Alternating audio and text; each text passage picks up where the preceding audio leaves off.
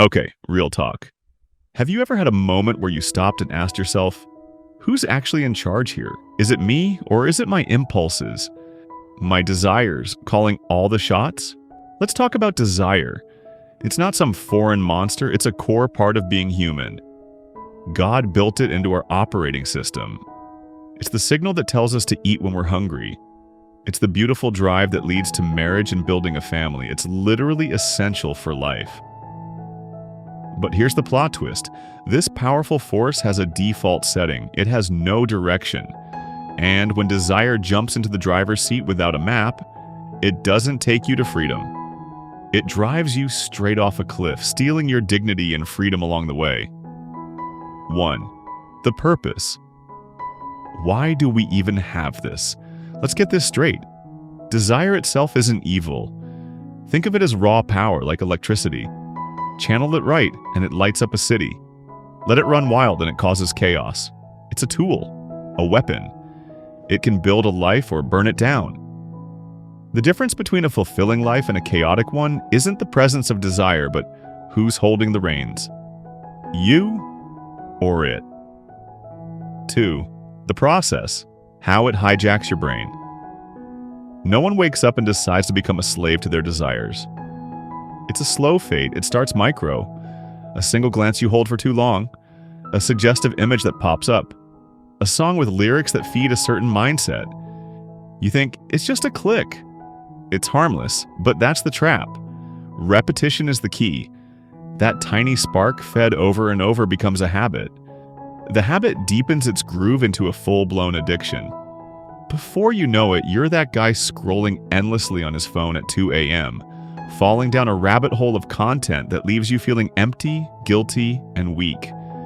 You were just looking for a quick dopamine hit, a little relief, but you ended up losing pieces of yourself in the process.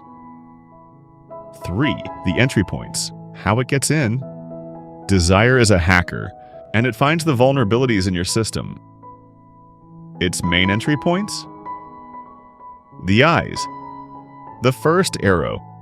What you watch directly shapes your inner world. The ears. The words you listen to, the music, the conversations, they all program your mind. The imagination. This is where it grows. You take what you've seen and heard, and you start to build on it, creating a fantasy world. And what's the hacker's best friend? An empty schedule. Boredom is desire's playground. If you don't proactively fill your time with good stuff, your desires will fill it with junk. And never, ever underestimate the power of your crew. You are the average of the 5 people you spend the most time with. Are your friends building you up or pulling you down? 4. The cost, what you lose when you give in. The price tag for letting desire lead is brutally high. You lose time. The most non-renewable resource you have? Gone. Forever. You lose willpower. Your no muscle gets weaker. You become a puppet to your impulses. You lose your heart. It gets calloused. The things that used to bring you genuine joy and peace, prayer, gratitude, helping others, start to feel boring and pointless.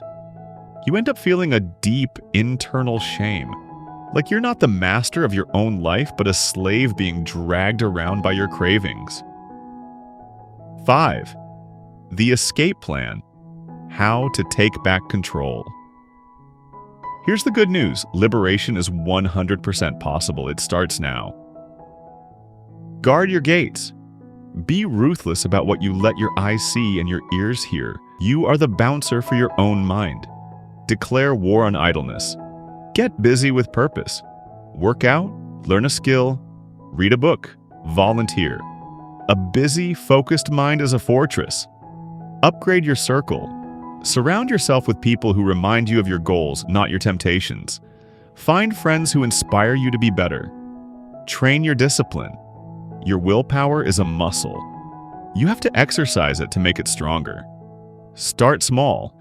Commit to a digital detox for a few hours.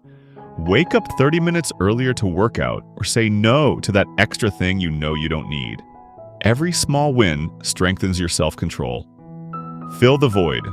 Start your day with intention and gratitude. Take a moment to thank God for your blessings or simply meditate on the good in your life. Before you even check your phone, take 5 minutes.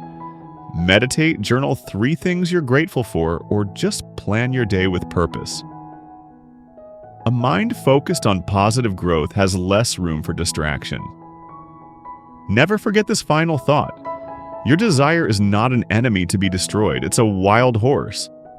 Let it run loose and it will buck you off and trample you. But learn to tame it, to saddle it, to guide it. And that same powerful animal will carry you further than you could ever go on your own. True freedom isn't having no desires.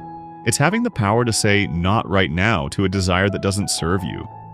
Stay focused, stay powerful. This is Peakfection. So I'll ask you again, who's driving your life? Make sure it's you.